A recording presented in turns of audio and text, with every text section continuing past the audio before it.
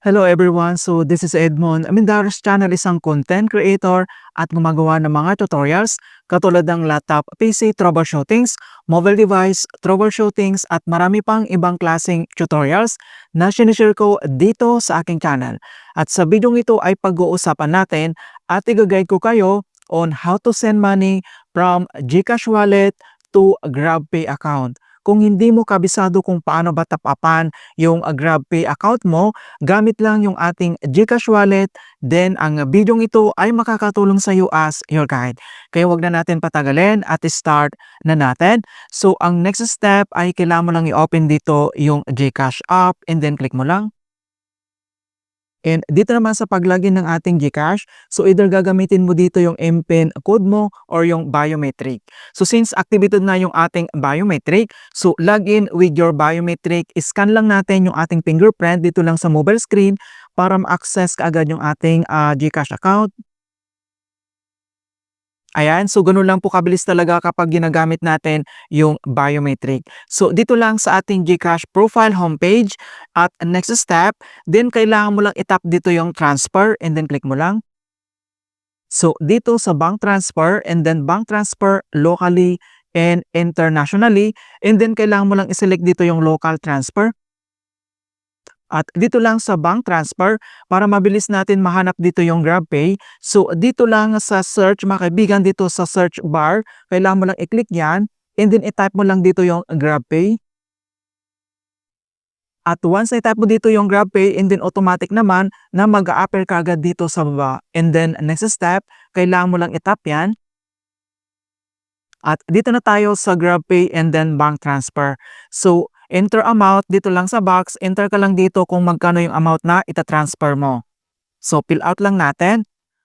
At once nilagay mo na dito yung amount and then next, account name. So ilagay mo lang dito yung GrabPay account name mo na registered and then fill out lang natin. At once nilagay mo na dito yung GrabPay account name, then dito na tayo sa account number. So dito naman ay kailangan mo lang i-enter dito yung Grab account mo na registered na mobile number. So fill out lang natin.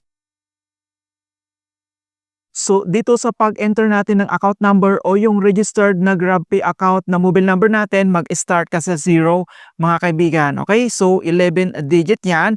And then once na-enter mo na and then kailangan mo lang i-double check kung tama yung account name and then yung ating mobile number. And then dito naman sa send receipt to, optional lang itong email address. Kapag okay na, and then next dito naman sa baba ay makikita mo dito yung admin fee o transaction fee. May bayad po itong 15 pesos. Okay? So makita mo dito na 15 pesos fee will be charged per transactions dito sa GCash. Kapag okay na lahat and then itap mo lang dito yung Zen Money.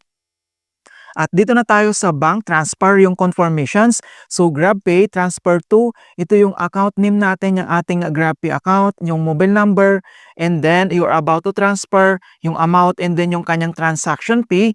Then dito naman sa pinakababa, makikita mo dito yung notifications na kailangan natin basahin bago tayo mag-confirm. So confirm transactions will not be refunded. Please make sure that the account details and amount are correct. Alright, so ito yung kailangan natin ay double check yung details na nilalagay natin dito, yung name and then yung mobile number natin, kailangan tama lahat dahil wala po itong refunded. So hindi ito marirefund kapag mali na. Kapag okay na lahat, I confirm that the details are correct. I-check mo lang dito sa box and then itap mo lang dito yung pay. And then, kailangan lang natin i-enter dito yung 6-digit OTP na sinend dito lang sa ating GCash registered mobile number. And then, once na-enter mo na dito yung 6-digit OTP, itap mo lang dito yung submit. And makikita mo na dito na bank transfer complete. So, nandito yung all complete details. So, i-double check lang natin doon lang sa ating GrabPay account. And then, back lang tayo. O i-open lang natin dito yung ating GrabPay app. And then, click mo lang. Alright, so dito lang sa ating GrabPay homepage and then next, i-click mo lang dito yung payment. Ayan, so dito lang sa ating payment homepage ng ating GrabPay account, makikita mo na dito yung amount na transfer natin. So napakabilis talaga via InstaPay. Okay, so nandito na yung amount. Ayan, so gano'n lang po kasimple mga kaibigan kung paano tayo mag-top up or mag-cash in dito lang sa ating Grabby account gamit lang yung ating GCash wallet. And hope na nakapagbigay ako ng konting kalaman at guide tungkol sa GCash app tutorials. Thank you guys and see you in my next tutorials.